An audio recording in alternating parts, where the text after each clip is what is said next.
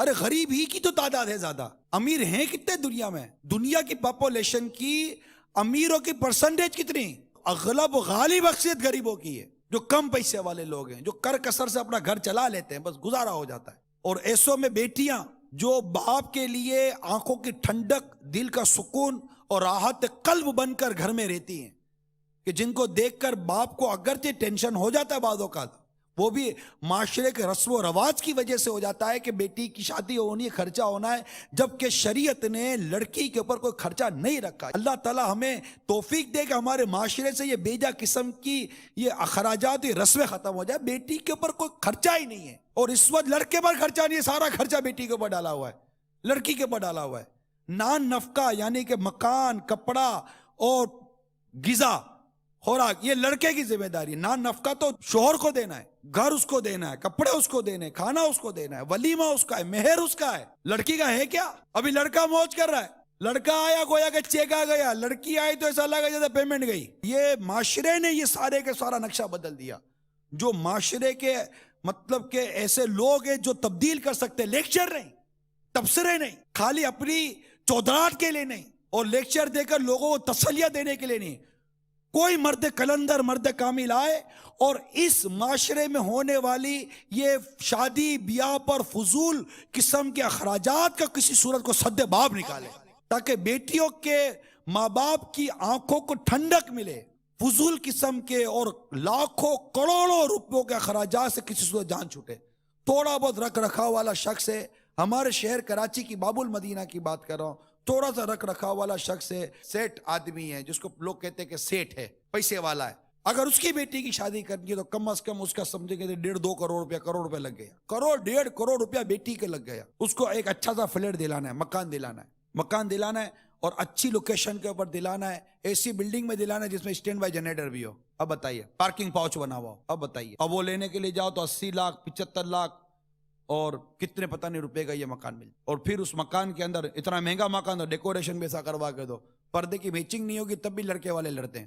خدا کا خوف نہیں ہے، 1 روپیہ خرچ کرتے نہیں ہو، لڑکی کے اوپر وزن ڈالا ہوا ہے، لڑکا دے دیا، یا ہمارا لڑکا لے جاؤ، یہ گھر ور سب بنا کر دے دو۔ ارے خود تو کچھ کرو یار، وہ تو سوٹ پیس بھی ہلکا آتا ہے تو چلاتے ہو، لڑکے کو گھڑی ہلکی قسم کی آ گئی، برانڈیڈ نہیں ہے تو چلاتے ہو، جبکہ ان میں ایسے کئی امور ہیں جو لڑکے والوں کے لیے رشوت، حرام اور جہنم میں لے جانے والا کام ہے۔ کتنی لین دین ہمارے معاشرے میں ایسی ہے کہ دینے والا تو شر سے بچنے کے لیے کہ میری بیٹی خوش رہے گی۔ یہ جو لڑکی کے ماں باپ جائیں گے نا حج پر، جو شادی کر چکے بیٹی کی، اب گئے، ان کے جتنا حج کا خرچہ ہوگا نا، اتنا تو جو بیٹی کا سسرال ہے اس کو دینے میں شاید اس سے زیادہ بعض اوقات خرچہ ہو جائے گا۔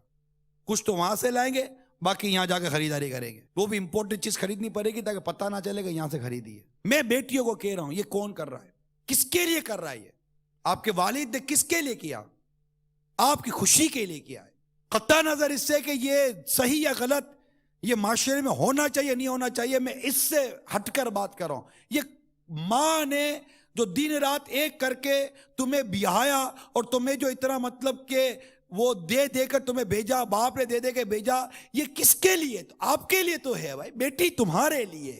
یہ باپ کا مقروض ہو جانا بیٹی تمہارے لیے، تم نے نہ جانا اس باپ کی پوری کوشش ہے، دن رات کی محنتوں کو نہ جانا، ماں کی 18-20 سال کی تمہاری پرورش کو تم نے نہ جانا۔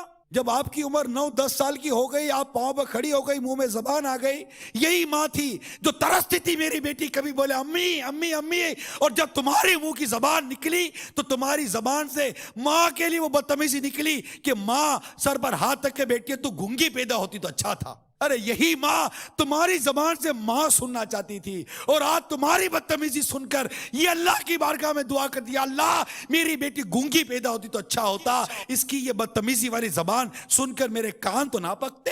اس وقت بیٹیوں نے مطلب کہ ماں باپ کو بہت زیادہ گویا کہ جیسے ستانا شروع کر دیا۔ مبلغ نے بتایا کہ والد صاحب ملے کہ بڑی مطلب کر کسر سے مطلب کہ گھر چل رہا ہے، یہ وہ ہے، بیٹیاں تھوڑی جوان ہو گئی ہیں، بڑی ہو گئی ہیں، شادی کی باتیں بھی آتی ہیں، لوگ آتے ہیں، میری حیثیت ہو یا نہ ہو میں مطلب کہ کچھ ان کی خیر خواہی کرتا ہوں، جو گھر پہ مہمان آتے ہیں کہ چلو بیٹی کا رشتہ ہو جائے، لیکن اب چونکہ وہ حالات ایسے ہیں کہ ڈیمانڈ شروع ہوتی ہے، یہ شروع ہوتی ہے تو رشتہ نہیں ہوتا تو چلے جاتے ہیں۔ تو بیٹیاں باپ کو کہتی ہیں بس یہ بھی رشتہ نہیں ہوا نا، کیا کیا تم نے آج تک ہمارے لیے، اور بیٹیاں باپ کو تانے دے رہی ہیں کیا کیا تک تم نے ہمارے کیا کرتا کیا مطلب کہ محل بنا کر رکھتا آپ کے لیے؟ زبان نہیں لٹک جاتی ایسی اولاد کی جو ماں باپ کے آگے نکلتی ہے؟